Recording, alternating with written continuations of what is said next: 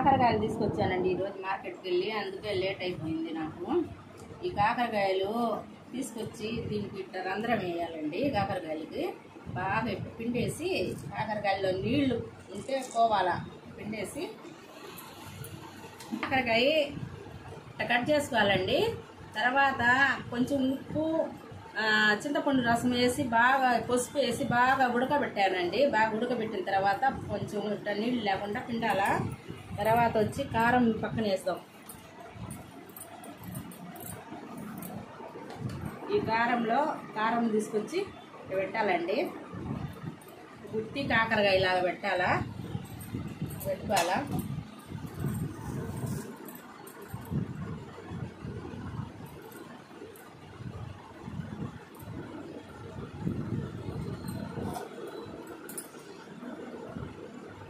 భలే రుచిగా ఉంటుందండి.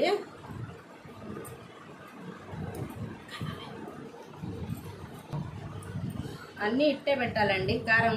కారంలో వచ్చి కొబ్బరి, ధనియాలు, తర్వాత వచ్చి తెల్లగడ్డ, ఎండుమిర్చి, ఉప్పు, ధనియాలు వేసి కారం పొడి చేసుకోవాలండి. నేను వేసి పెట్టుకుంటానండి, డబ్బాకి వేసి పెట్టుకుంటాను. ఇవన్నీ ఇట్టే చేయాలండి. స్టవ్కి ఇచ్చి బాండ్లు పెట్టానండి. నూనె వేసాను. మరింత నూనె వేసుకోవాలండి. కావాలంటే మళ్ళీ అయినా తీసుకోవచ్చు. తర్వాత వచ్చి ఈ కాకరకాయ గుత్తి వంకాయకి పెట్టినట్టు పెట్టాలండి. కాకరకాయలో మసాలా, దీంట్లో ఏం మసాలా లేదండి.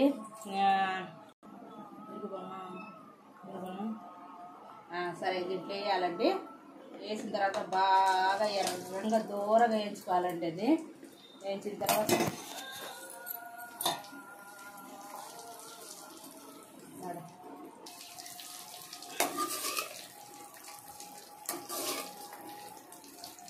బాగా ఎర్రగా వేయించుకోవాలండి.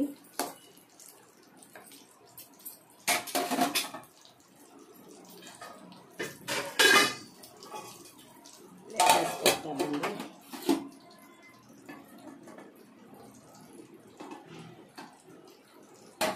ఏగిపోయిందండి. ఈరోజు మార్కెట్కి వెళ్ళానండి. పెద్దవి దొరుకుతాయేమో అని చెప్పి లేవండి. పెద్దవి లేవు, చిన్న మీడియం సైజే ఉన్నాయి. తీసుకొచ్చాను. ఇవే చేస్తున్నానండి. ఇద్దాం. కాకరకాయ ఎప్పుడు రెడీ అయిపోయింది.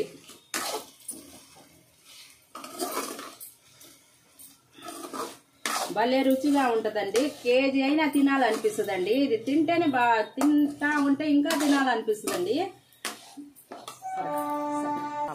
గుత్తి కాకరకాయ రెడీ అయిపోయిందండి. మీకు ఇష్టపడితే ఒక లైక్ చేయండి, షేర్ చేయండి, సబ్స్క్రైబ్ చేయండి.